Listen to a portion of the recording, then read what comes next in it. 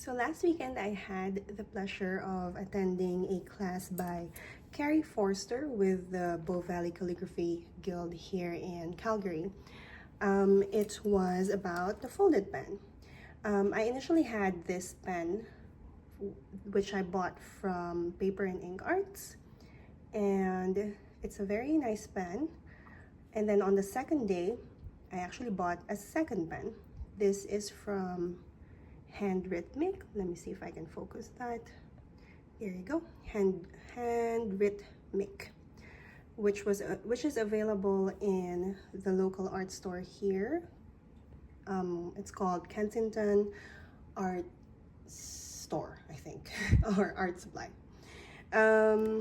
Yeah, so if you have the opportunity of attending an in-person class, especially if it's a class about a new tool that you have never used before, I would highly recommend doing that, because just having a teacher look at how you're using the tool it's so precious.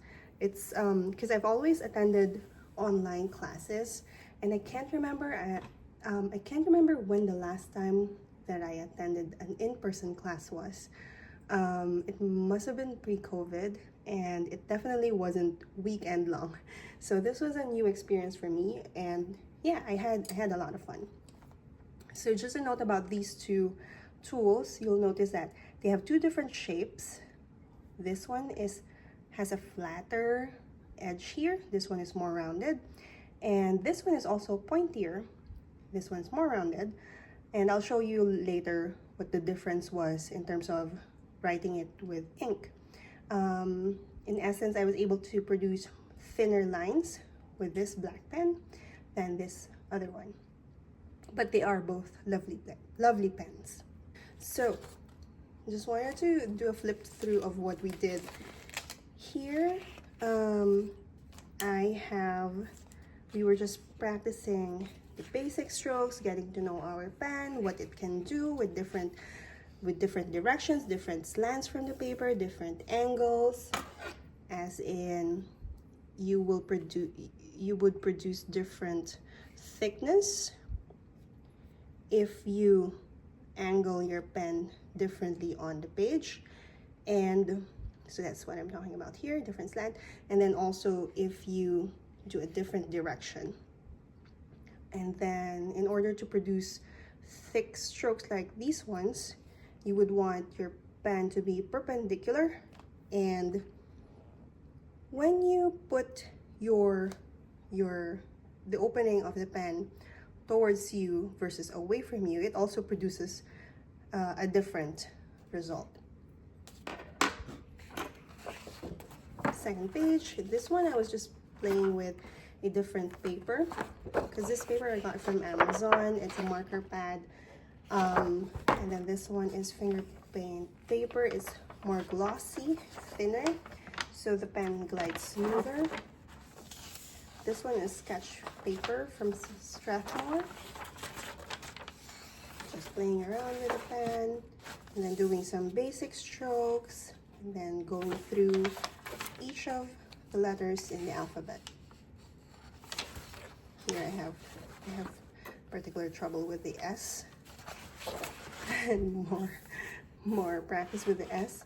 I find that I have more success with doing the S in one motion with a smoother paper. Some more letters, and then we did a pangram. Some more practice. What I found is that because I do so much copperplate and grocer script and modern calligraphy before, I found that I couldn't help but reflect my own style, even if it's a different tool. It's like if you told me that I did this with a brush pen, I would believe you, because I feel like this would be the same kind of style that I would navigate towards. This one was done in a different paper. And this one I was practicing with country names, and I have a smiley over there because I realized that Africa is a continent and not a country. So here we were practicing, we were copying from the teacher, and I tried my best to replicate what she was doing, where ideally the letters were more squished together, and where you were playing with the different strokes, different slants. This one was the next day, day 2. More practice. And then here was when I was trying to see what the thinnest my pen could do. And when I switched to this black pen with a thinner, or rather the pointier end, I could get thinner lines versus here where it's pretty thick still. And also the paper matters as well, and the ink combination. And then here we were playing with different kinds of ink, and this was fountain pen, watercolor, poster color, fountain pen ink, watercolor mixed with different colors that I would dip into. And then in here, Kerri made us try the same paper, but the second one we spritzed it up with water, both back and front, and then had it dry for a few minutes. The experience of writing between these two papers is quite different. This one, the ink would dry faster, but here you are able to blend the ink easier, and I found that it's smoother to write on this one as well. But yeah, they're both lovely, I would say, in terms of how the ink was able to blend together. In terms of writing experience, I preferred the wet, but in terms of the ending, I think I prefer how it looks here in the dry.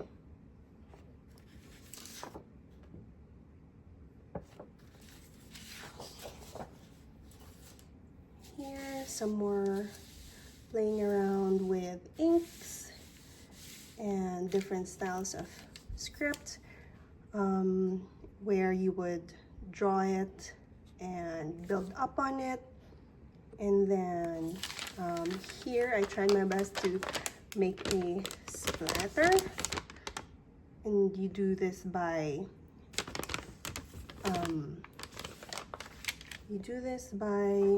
pushing your pen. Obviously I only did it once. I wasn't able to successfully do it, but you would do it very quickly on a rough background, and where one fold of the pen would drag more and resist more from the paper. It gave me goosebumps to do it, so I didn't do it all that much. And then here, just trying different styles of scripts with the same tool. I think I might have used this one here. And then just more playing around with different inks on the same paper. This one is cardstock with poster color and bleed proof white. Obviously they don't blend the same way as with the watercolor, but I thought I'd try it anyway. Yeah, vermilion ink. And then last piece here where we were quickly doing a contrasting it's not really a piece, but we would do contrasting things with two different inks, black and white, on the same cardstock. And I must say it looks pretty cool to see. Like, yeah, and I have a smiley face here because of course I wasn't thinking when I was writing. I put a G in the word thinking. So yeah, I just wanted to share that with you, how my workshop with Kerri went last weekend. Here's a quick demonstration of how these two different pens write. I'm gonna use some of my leftover Ecoline liquid watercolor from the workshop, and So this brown pen is from Paper and Ink Arts. It's called the Horizon Folded Pen. And the black one is from Handwritmic Cola Pen E2. I'm gonna start with this one, and let me just dip it in ink. I don't have a lot of ink here right now, so I'm just gonna dip it over a little bit because you want to dip as far as you can. I'm gonna start with my pen really flat on the page, meaning the blade or the bottom of it is touching the paper as much as it can. And I'm gonna gradually tilt my pen upwards to a perpendicular angle to show you how it looks like.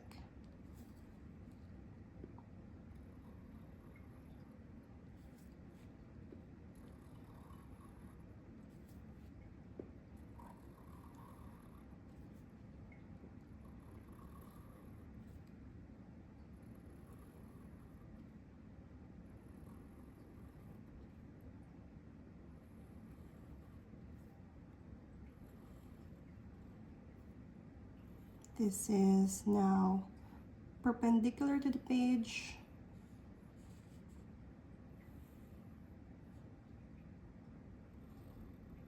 And that's the thinnest stroke that I could get from this pen in a downward motion.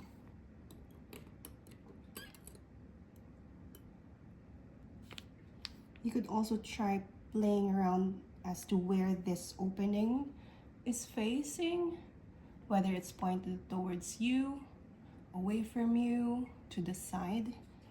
Let's practice that in the perpendicular angle and see. So this is facing downwards, the opening is facing downwards. And if I place the opening upwards, so it's looking like that, and I go downwards still, I feel like it's not super obvious in the video, but I feel like I might get more, a thinner stroke this way. So I've been going in the downward motion. Let's go in the upward motion with the opening facing down, upward.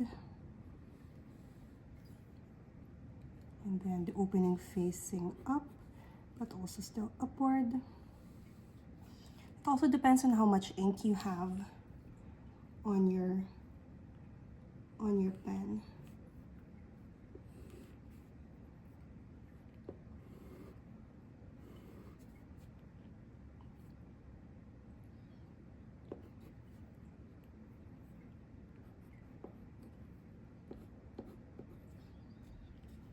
I'm gonna try the same motions now with my other pen to see the difference.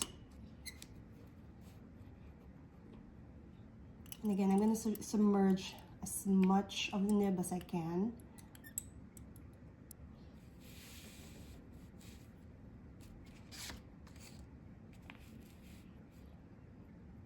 I'll do the same thing starting with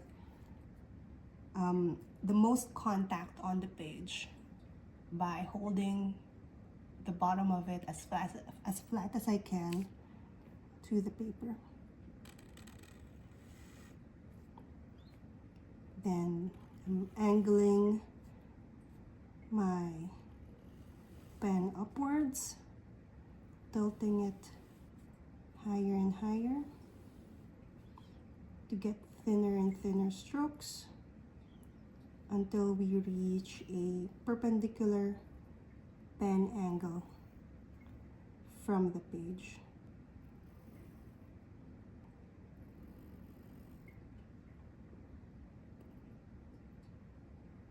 My ink doesn't seem to flow as smoothly as the other pen here. Now I am holding the pen perpendicular to the page and see how thin I can make those strokes compared to the first pen. So that's the difference between those two pens.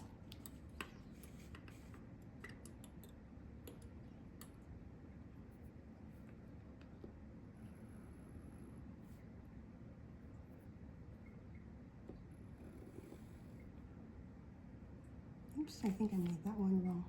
I want it to go downwards. Okay. And then upwards with the fold facing down. Upwards with the fold facing up. Very similar strokes, I guess.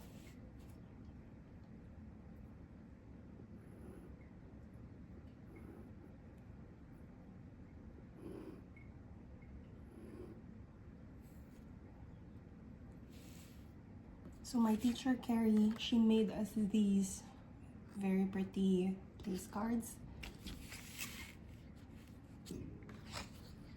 Let me try and see if I can replicate it. I'm gonna use the first pen.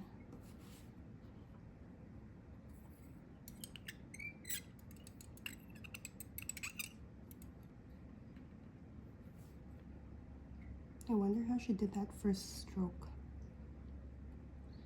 I'm gonna try to do the first downward stroke first. And do that entry stroke last. So she branches up low, and I'm gonna angle my pen this way and see if I can, oops, make that as thin as I can.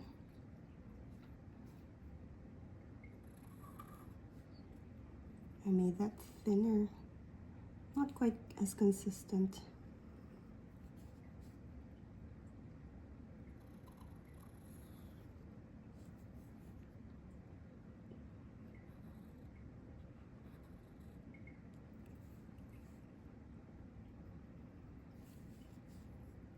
And then making it parallel to that last stroke.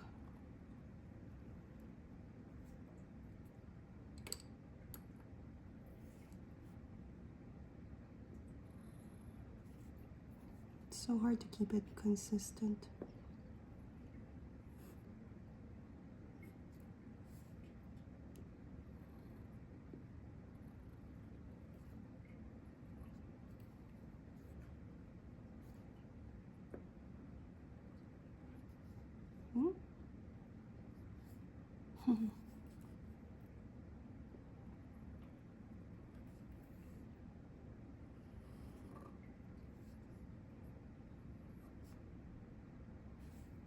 And then